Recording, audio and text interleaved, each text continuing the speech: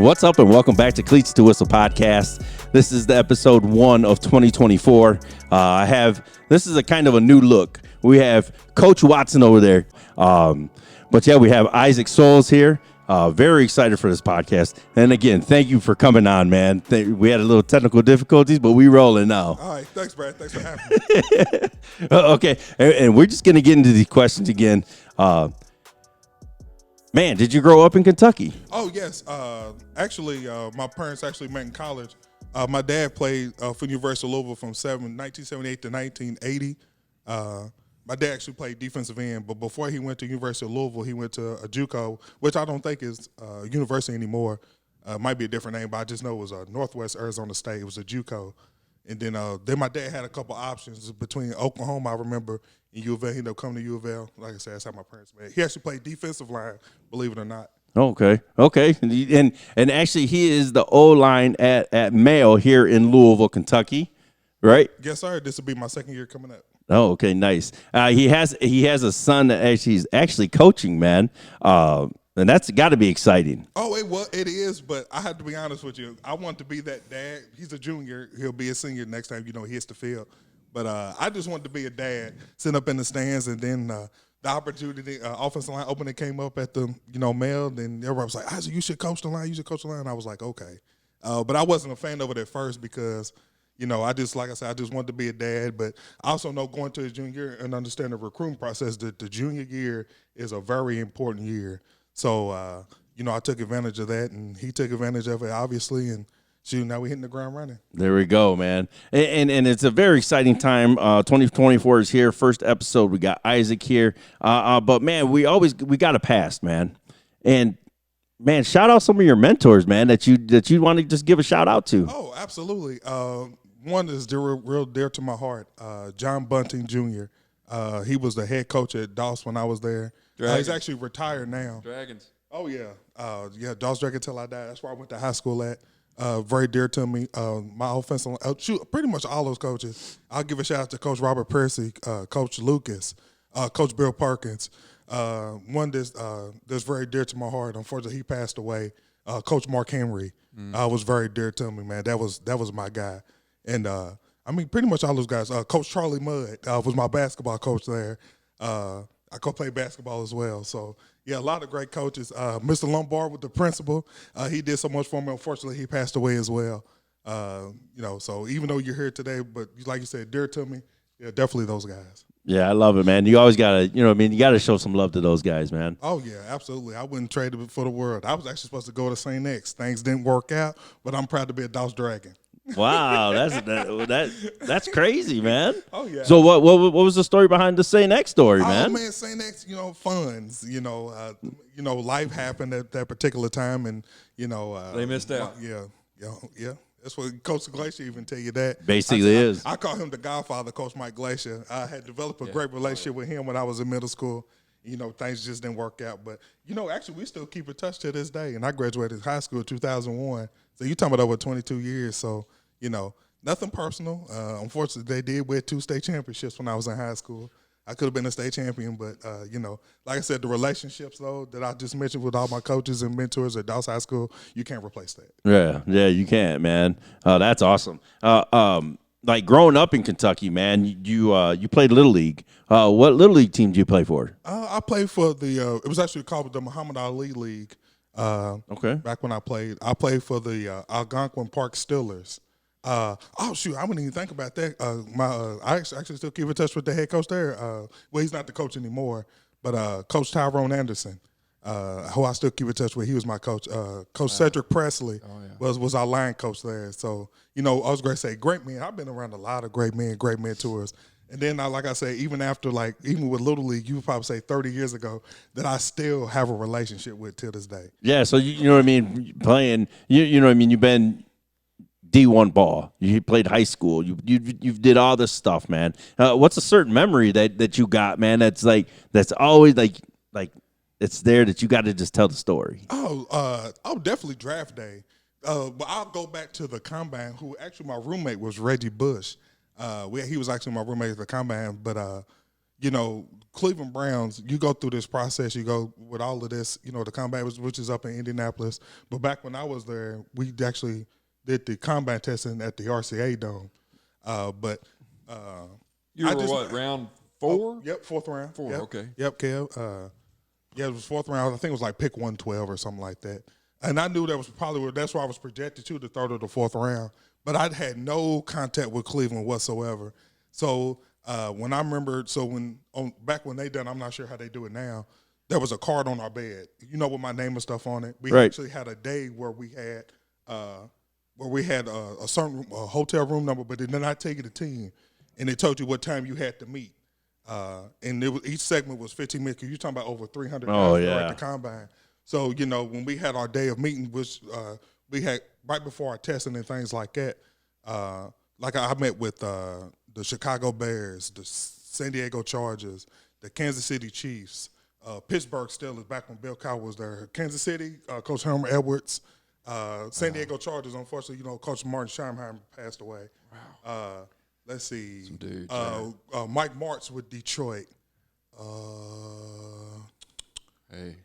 Oh man, it was so many coaches. Oh, Jeff Fisher with the Tennessee Titans. There you go. Yeah, I mean, man. So that's a story, man. Oh yeah, so absolutely draft day. So when I looked at my phone, and then, like I said, the fourth round. So actually, the Browns had 2 picks within 3 picks in the fourth round. So it was I was pick 112, but they actually had a pick at 110.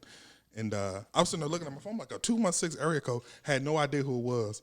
Also, too, when you met with teams, they usually give you like some memorabilia, like a hat or something like that. So I had the table with the hats and everything. So I'm like, okay, I could go to San Diego, I could go to Chicago, I could go to Pittsburgh, because those are the coaches I had talked to. Right. So a 216 area code, like I said, I had no idea who it was. And it was Phil Savage, who was the GM at the time. Wow. With the Cleveland Browns, he was like, well, we got a pick at 110, we got a pick at 112. And he said, we might pick you or we might not. But they ended up picking with 110, they ended up picking Leon Williams from the U, play linebacker. So I'm like, okay. And then I can't remember. I think it was I can't remember who the team was in between. It might have been the Falcons or something like that. And then they called me back and said, we're going to take you with this pick at 112 with the Cleveland Browns. So even though it was a very exciting time, like I said, I didn't have I ain't going to say it wasn't a great relationship, but I just said no relationship with him. In the draft, you never know what's going to happen. Yeah. So that was a very exciting time. So draft, oh yeah, absolutely. Draft, that's awesome, man. Coach, hey, you got any questions over there for Coach? Yeah, I wanted to. Who did you play for Indiana? Was it Hebner or was it DiNardo? I actually had both. Both? Did you really? But actually, the coach who recruited me my freshman year was actually Cam Cameron. Really? Yep. And by the time I got into the league, he was with it was a little bit after. He was offensive coordinator for the Baltimore Ravens, and then he ended up getting the opportunity. Unfortunately, I think it was only 1 year at Miami, and then yeah. So your time at IU, I mean, I know you're getting Spike ready to follow in your footsteps, so to speak. What kind of advice would you give Spike? I know it's hard to separate the coach from the dad, but as far as Spike, picking where he wanted to go, maybe hit on why you chose Indiana over Team B or Team C. Okay. But, I mean, when it comes to recruiting, it's all about relationships. Coach Anthony Thompson, who you could probably say was arguably one of the best running backs in Indiana history and Big Ten history, and, he played a couple years in the NFL. But Coach Kev, there was a good pipeline at the time from Louisville to Bloomington. So, like, for example, Ron Bethel, from Ballard, Jeremy Johnson, Hernandez Jones, they played at Iroquois. Chris Yankee played offensive line also at Ballard. So when I went up there for my visit, they was like, man, you could be the next guy, from the Louisville to, to the Bloomington pipeline, at IU. So I was just like, man, I went up on my visit. It was a great atmosphere, family atmosphere. Not only that, too, even though Bloomington was, it was only like an hour and 45 minutes. But, wasn't too far away from home, which also factored in. I really didn't want to stay home at the time, believe it or not. I wanted to go out and see something different, Seeing the spot where you grew up at, I'm just like I said, I wanted to see something different, and Bloomington was great. So I got to experience a whole lot of things while I was there. But I just felt like Bloomington, being around those guys, and Coach Cam Cameron, like I said, Coach Anthony Thompson, who was the running back coach at that particular time, I just thought it was the best place for me at that time. Man, this guy's dropping some names. I know, man. Wow. Dropping I'm names. just like, dude, all the Hall of Famers. I mean, how many Hall of Famers did he just mention? Oh man. I mean, oh my gosh. Oh yeah, man. At was a great player. He actually still with IU. He does the I can't think of the actual title of it, but he's like one of those kind of endorsed the Hoosier Club. I think that's what it's called. Oh, okay. But I mean, he's the IU to his heart. So he's always going to be doing something with IU athletics. Specifically football. So as a matter of fact, I'm eager to see if it comes up. Coach Signetti, who's the new coach at Indiana, he's actually the head coach at James Madison, and James Madison offered Spike. So I mean, that'll be great. Everybody's like, man, Indiana ain't offered Spike. I'm like, I don't know. But we'll see what happens. But like, what got you? What got you wanted to coach? Is you just they were like, hey, Isaac, come over here and coach. You know what, Brad? I actually had coached Little League football. I kid you not. When I decided to retire, and I'm actually on the police department, Louisville Metro was one of the first to contact me about coming back, being a police officer. However, though, when we moved back here, Spike was 5. And, Spike had been all around football. And he was like, Daddy, I want to play football. But I wasn't too familiar with any of the league affiliates because I had been gone for so many years. So, I actually Googled, where we lived at the time. And there's the Little League football. And the Eastern Warriors came up and got into people with some contact there. And it kind of took off from there. However, though, like I said, I want to be a parent. So, I kid you not, one day, Spike comes up and he just finishing practice. And I'm sitting there in my lawn chair with my cup of water, whatever. And he was like, Daddy, I want you to meet the coach. So I remember getting up and he grabbed me by my hand. He's pulling me towards Coach Brandon White, who was the coach then. And he was like, Coach White, this is my daddy. And I kid you not, I remember verbatim what Spike said. He was like, and my dad played in the NFL. And Brandon's eyes lit up. He was like, Isaac, you got a coach. And it took off from there. Wow. That's a great story, man. Great story. You know what I mean? Like I was like itching to get into coaching, man, and just like you know what I mean because I never got to go to college. I never played after high school. Gotcha. So mine was like, man, if I can't play it, let me coach it. So I was like, let's go. I mean, coaching because when you and Coach Kev, you know this and. Coaching, man, it's a lot of time investment. I mean, even with the Little League level, because I want to get the most out of the kids, but I had learned from so many great coaches. And Little League football, you can't coach everything because those guys are so young. Right. But at the high school level, it's a little bit different. Those guys are, older, a little bit more mature, can handle information more. So I really enjoyed that, enjoying the high school level. It's just a little bit easier. Yeah, so the relationship with you and Spike, man, you got to balance the dad and the coach, How is that? How do you balance coach and dad? I ain't gonna lie to you, man. I'll be honest, it is the hardest thing in the world. When Coach Wolf gave me the opportunity to coach, he was like, you're going to be the first coach I ever had that I'm hiring, bringing on to that you actually coach the same position your son plays. So it's almost like, what Coach Wolf was actually saying, like, you can't play favoritism. But I know my son can play too. So, But I think one thing is that if you see me at practice, I'm just as tough as on him as I am the other players because I know I can't play favoritism. So I'm very tough on him. But he actually does a better job with me as far as the relationship because he always calls me coach. Spike not one time this season called me dad. So he has that coach, that coach mentality. I'm like, a little bit better than I do. So yeah, and with him, you know what I mean. With him being a senior this year, right, and coming he'll up, be a senior. Okay, so the maturity levels there, the leadership, and you know what I mean. With you playing the NFL, you got to have some sort of leadership skills. You know what I mean?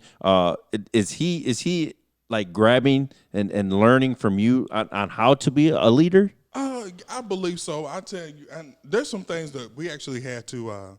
We just finished those up. So with every year that I'm finding out because I just completed my first year, Coach Wolf does senior evaluations.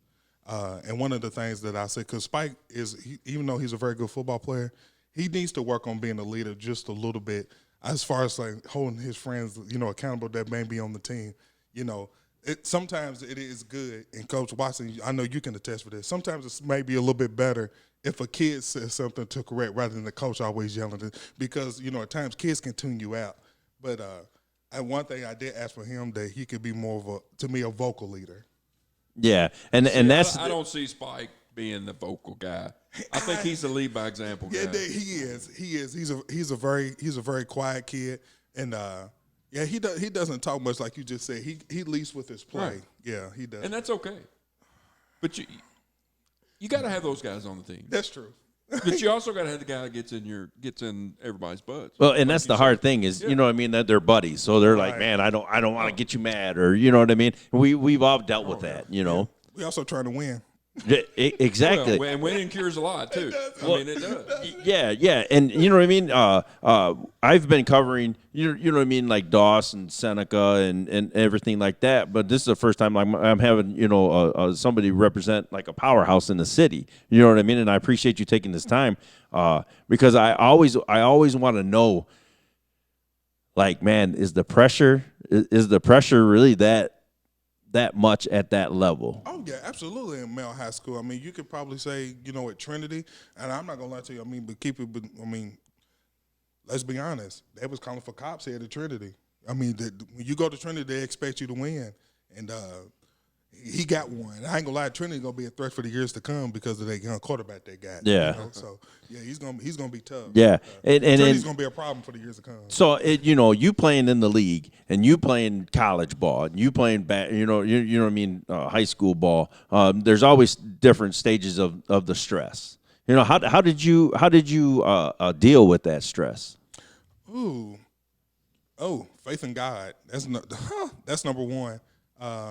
But even though it is stressful, the one thing that you'll realize at the professional level that it is your job. As a college student, you ain't got to worry about, you know, studying, you know, worrying about a test. Well, not, you know, a chemistry test. You know, it's going to be different tests. But, you know, as far as what, you know, the knowledge of the game and things like that, they get, you know, like I said, some offensive line coaches do it, some of them don't, you know, give you a test. But, you know, it's the pressure because that's your job. And if you don't perform your job, you're going to get cut. So it's always that, you know, you always have that mentality of, you know, you can't get complacent. So it is that stress comes from that, you know. And not only that, too, right when I got to the NFL, you know, my wife, who was my girlfriend at the time, like I said, she's my wife, she was actually pregnant with Spike. So I'm like, I'm going to the NFL with a family. So, yeah, I mean, the stresses of that to make sure, you know, that my family have a roof over their head and make sure their kids is fed. So what's more stressful? I want you to be honest. Playing in the NFL or coaching your son? Wow. I ain't gonna lie to you. Ooh, man, coaching Spike is not, I mean, that's not easy. I mean, especially, and I don't mean the two, but I mean, you know, he got some things to work on, but the one thing that I would probably say coaching my son, you know, because, I mean, that is hard because. It's your blood. Yeah. And, I mean, NFL, it's you. You're taking care of yourself. If you fail, it's on you. But if Spike fails, you not only are you his dad, but you're his position coach. I ain't gonna lie to you, Kev. I'm glad when that All-State came out, when he made first team outside. I'm like, okay, yes. You know. Yes, and that was awesome. So he's first team All-State, and I know you're at Mayo. The expectation state championship. Mm-hmm. Let's be honest, state championship is the expectation. So what are your goals? Number one for Mayo, number two for Spike going into his senior year. First team All-State, he's already done that. Right. You know, there was some kids that I felt was on the cusp. You know, there's my right guard. He'll also be a senior, Isaiah Johnson. He's got some tools, but he's got to focus a little bit more. But you know, with some of those kids, it's just the focus part of it. They're kids. You know, right. You know, but like I said, some kids is wired in. That's right. You know, it's a business. Yeah. You know, so. You know, like I said, there's a couple of kids I think is on the cusp and getting those guys to that next level. That's the fun part, too, the challenge of getting those guys to play at a level, you know, that they've never been at before, especially going into their senior year because it's their last ride. So even at the high school level, we'll see what happens at the next level. But, you know, just high school being the best people and best football players that they can be. As far as for Spike going into the next level, well, one, you know, these schools keep popping up with all of these camps and stuff. You know, he had no rapport with Miami. And then, you know, he got those clips that he did well at the combine and things like that. Then the next thing you know, Coach Mirabal, who's the Miami coach, offensive line coach, Coach Mirabal, start following him on Twitter. and said, we're going to get in contact with you. Because he's a junior now, so the contact, they can do everything. But Yes. most universities talk to Coach Wolf first, the high school coach first. Kind of see what kind of guy there are. Check a little bit of background and anything, see if they were all from us or whatnot.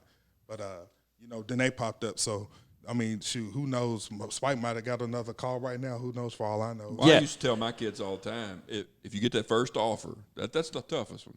You get that one out of the way, then everybody sees, oh, this kid must be doing something. Let's take a look at his film. And then Miami looks at his camp film, and they're like, whoa, let's get on this guy. Right. So that's what Miami's offered. So now Louisville gets a little more interested because they don't want him to leave town. Kentucky, big dog down in Kentucky's not going to want him to get too far away. Vince Morrow, man, Vince Morrow. You know how it works. Yeah. Once you get one, the lid comes off, and they start rolling. Now, and I don't know if you got any more questions, but now since we into it, like it's a program in my head, so I figure I should get. You go, man. So this time last year, as I'm sitting here looking at the film, Spike missed a couple games with his injuries and things like that. So when the season over, unfortunately, they lost in the state championship to Bullies by a point. But he had a little nagging ankle, so we kind of let that heal up.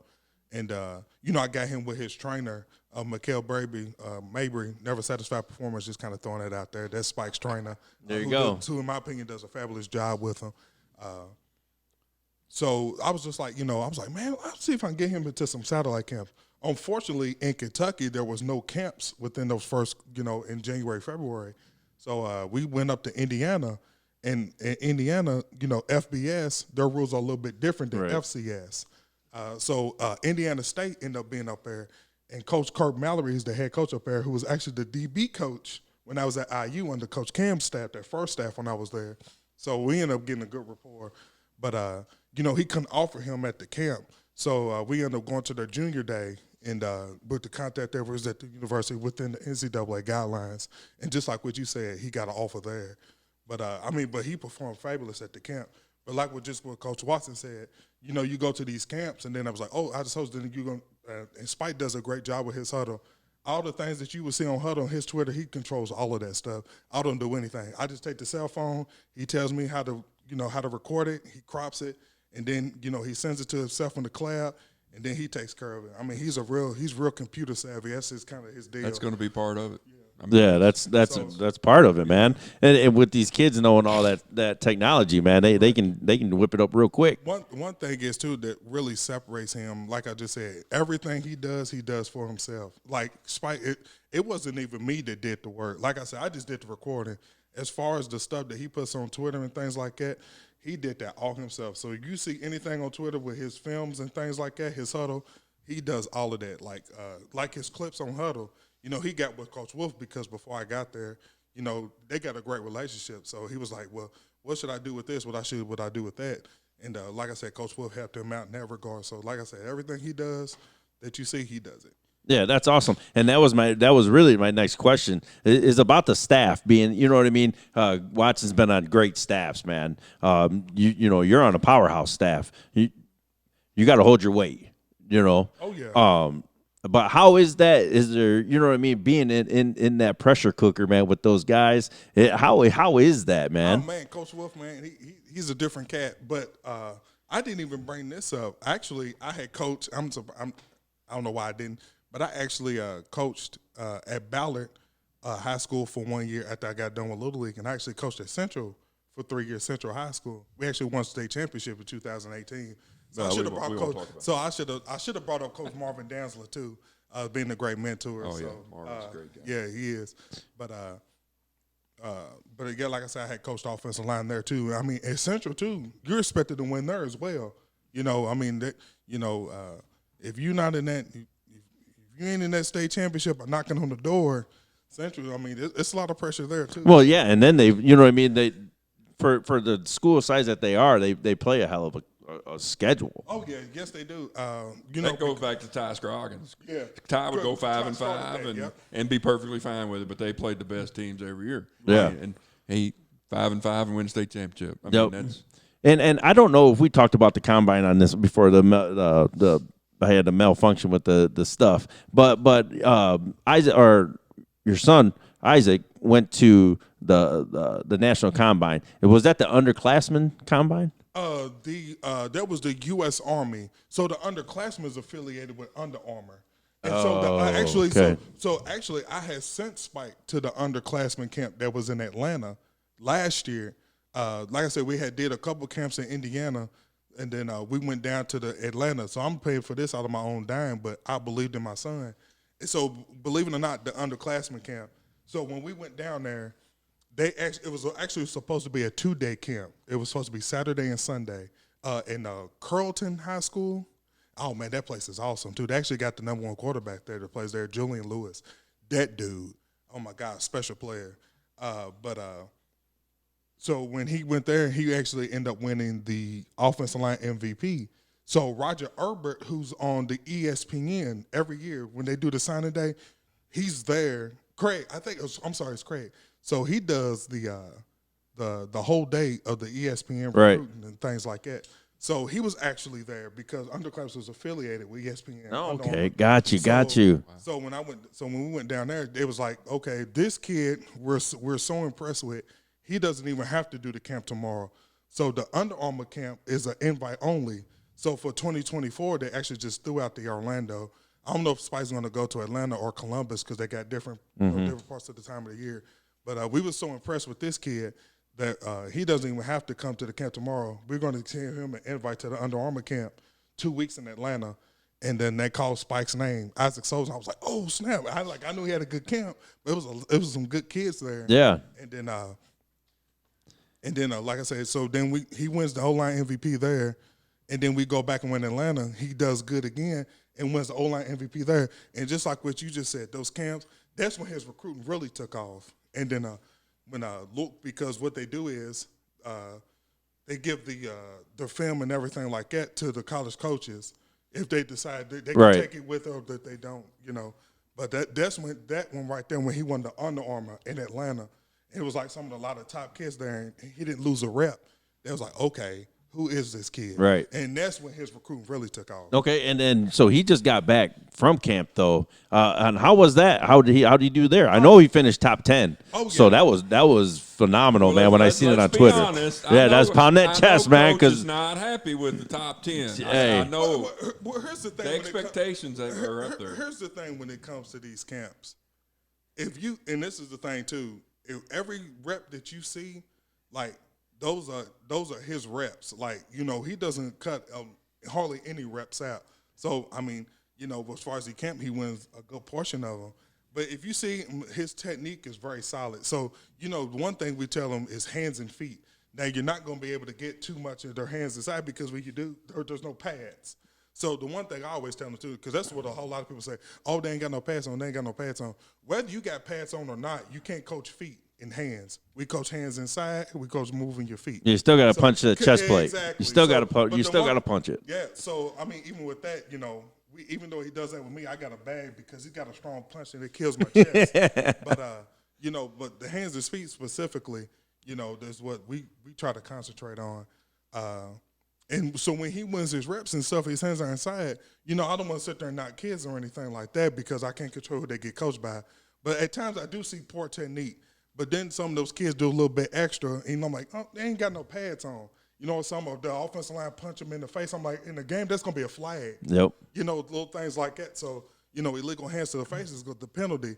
So, that's one thing that I coach my son up on and all my players there. We're going to play clean. But as you can see, you watch that huddle, when them pads and stuff is on, Spike's a different animal. Yeah. And I always say the film don't lie. So with me, as far as the camp, you definitely want to be competitive, but I don't like all that extra stuff.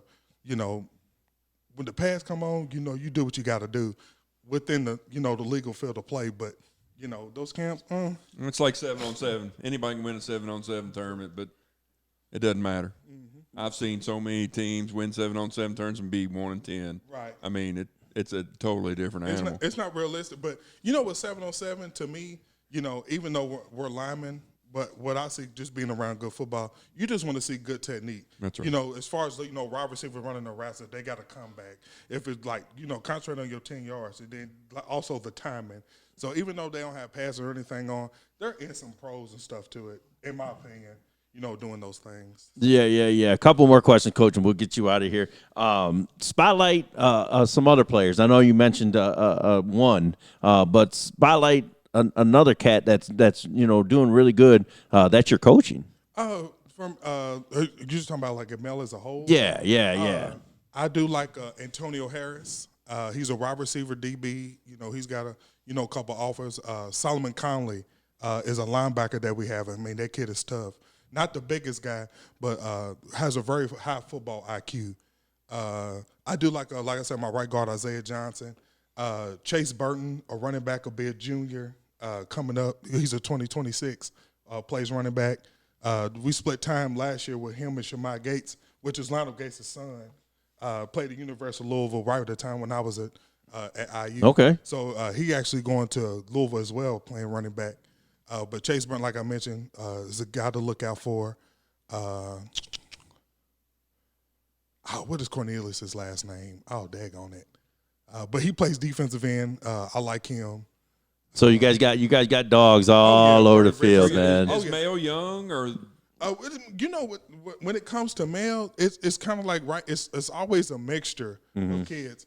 You're gonna have some that's gonna graduate, and then you got some that's gonna that can come in and fill the shoes. But usually at male high school, you very seldom have a whole group just leave because I mean, in all honesty, at male, you might not even hit the field till your junior senior year. Yeah, exactly. So Antonio, he's one of the very few that actually came in and played as a freshman. Spike started as a sophomore. Isaiah came and started as a sophomore. Like I mentioned, Chase Burton, the running back, he got some good PT as a sophomore. So just kind of those mixtures. Schools like that, if they're playing as a freshman, sophomore, they're dudes. Correct. They're dudes. I mean, they deserve it. You're not giving it to them because you need a body. They earn it. As a matter of fact, with Coach Watson being at Fardale, well, not there anymore, but he actually would have been on our team, Xavier Burks. Oh, yeah. So Xavier Burks was a running back we had, but it was a full room. And, it's a full room. But Xavier did what was best for him, and ended up winning District Player of the Year, if I'm not mistaken. Yeah, he had over 1,000 yards rushing. Yeah, he's a stud, man. Stud. I told him before the year started, I said, remember this name because he's a dude. Yeah. And then okay, outside of football, man, what are this is the last question. What are some of your hobbies, man? What do you do? I'm a big video game guy. I like Madden. God of War. I enjoy bowling. It's pretty much it. I'm more of a homebody. I enjoy watching movies, but if you just talk about hobbies, like I said, bowling, video games. I just enjoy being around my family. Even when I was in the field, I was always a homebody. Just a family guy, man. I'm a family guy. That's awesome, man. That's awesome. Well, I appreciate you, man, coming on for the first episode 2024. Friend of the podcast now. So, thanks, bro. hey, if you ever want to just pop in, man, just holler at us and we'll come out and check you out, man. Oh, absolutely. Like I said, thanks for having me. I knew we wanted to bring Spike out today, but he was like, Dad, I got training at 4:30. I'm like, okay. So I definitely bring him back here, and then, like I said, you can ask some questions and stuff as well, which I'm sure will be pretty interesting. Like I said, it's a crazy time for him right now as far as the recruiting process. So, but I think we have some pointers for the the kids that are coming up because he's real big on TikTok, which is TikTok is a big platform that he uses. If you go up, it'd be Spike Be Different. That's what he calls himself on that. But he talks about the recruiting process. Kids ask him a lot of questions and. Kids also say, man, you're an inspiration and things like that. So, love it. I mean, it's actually pretty cool. Love it, man. And this is for our off season, this is actually what we're going to be doing. But when season, spring hits, man, we're going to try to get out and spotlight those guys. And that, I wanted to spotlight coaches, the assistant coaches. I want to spotlight those guys because those guys put in a lot of work, man. Okay. You know what I mean? It's time. It takes away from your family, right. And give you some shine, man. Oh yeah. Oh man, I would love to be a head coach and stuff one day, but like you said, it's very time consuming. Not only too with JCPS, they prefer you be in the building too as well. If there's anything that goes down, yes. football coach / teacher. or whatever the case may be, is there on school grounds. So If you ever get a coaching gig, I may come out of retirement. oh man, that'd be awesome. All right, here we go, man. 2024 kicks off with a phenomenal episode. Isaac Sowells, I thank you very, very much. Best of luck to you guys, Mel. Like I said, you're a friend of the podcast now, so you want us to come out, we'll be out there, man. Okay. Appreciate you very much. All right, thanks, man. Thanks, All right, Kat, you got any questions? No, I'm good, man. Okay, here. Great guy here. We're a good friend, great guy. Thanks, kid. There we go. Always smiling. I mean, look at it. He's Always. handsome guy, always smiling. Love it, man. He Love really it. is. What you see is what you get with this guy. There you He's go. A really genuine guy. Thank you. Everyone has a story. We're here for them to tell it. Cleats to Whistle podcast.